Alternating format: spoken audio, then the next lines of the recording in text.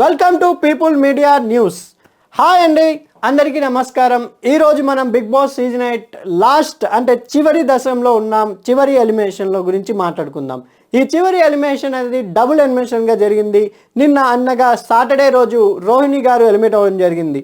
రోహిణి గారు ఎలిమినేట్ అవ్వడం ఫేరా అన్ఫేరా అంటే నాకు తెలిసినంత వరకు కొంచెం ఫేరే అనిపిస్తుంది, అన్ఫేర్ ఏం కాదు. ఎందుకంటే రోహిణి గారు ఫస్ట్ టైం నామినేషన్లో రావడం జరిగింది.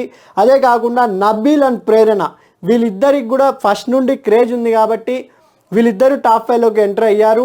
And congratulation to Gautam also top 5లోకి ఎంటర్ అయ్యారు. మనం నిఖిల్ గురించి ముందు నుంచి చెప్పుకుంటున్నాం కదా, నిఖిల్ గారు కూడా టాప్ 5లో ఎలాగో ఉంటారని. అది వాక్ టు మైడ్ కంపల్సరీ నిఖిల్ గారు కూడా టాప్ 5లో ఎంటర్ అయ్యారు. ఇంకా విష్ణుప్రియ అండ్ రోహిణి గారు ఈ వారం డబుల్ ఎలిమినేషన్లో బయటికి రావడం జరిగింది.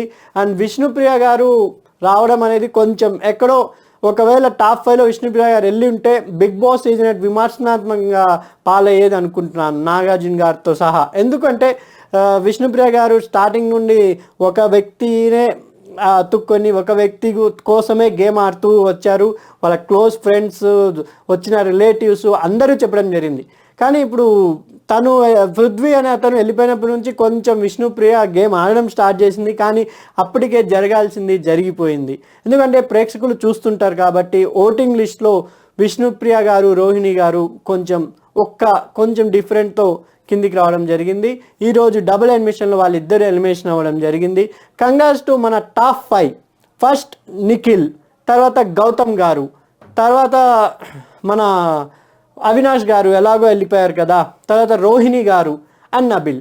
వీళ్ళు 5 మంది టాప్ 5లో ఎంటర్ అవ్వడం చాలా హ్యాపీగా అనిపించింది. ఎందుకంటే స్టార్టింగ్ నుండి నిఖిల్, నబిల్, మన ప్రేరణ గారు చాలా స్ట్రాంగ్గా ఆడారు కాబట్టి స్టార్టింగ్ నుంచి డే 1 నుంచి ఇప్పటి వరకు చాలా బాగా ఆడి వీళ్ళు ముగ్గురు టాప్ 5లోకి ఎంటర్ అయ్యారు. ఇంకా వైల్డ్ కార్డ్ ఎంట్రీస్ ద్వారా వచ్చిన అవినాష్ గారు అండ్ గౌతమ్ గారు, అవినాష్ గారిని బిగ్ బాస్ టాప్ 5కి పంపించడం జరిగింది.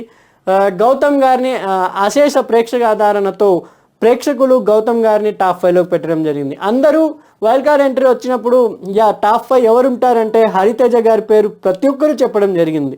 కానీ అన్ఫార్చునేట్లీ ఆమె ముందే కొంచెం ఎలిమినేషన్ అవ్వడం జరిగింది.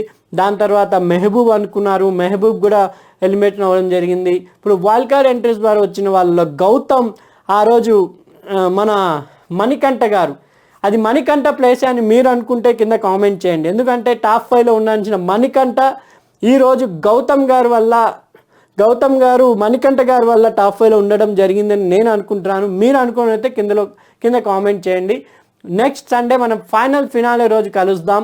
ఆ రోజు ఎవరు కప్ గెలుస్తారో చర్చించుకుందాం. బాయ్.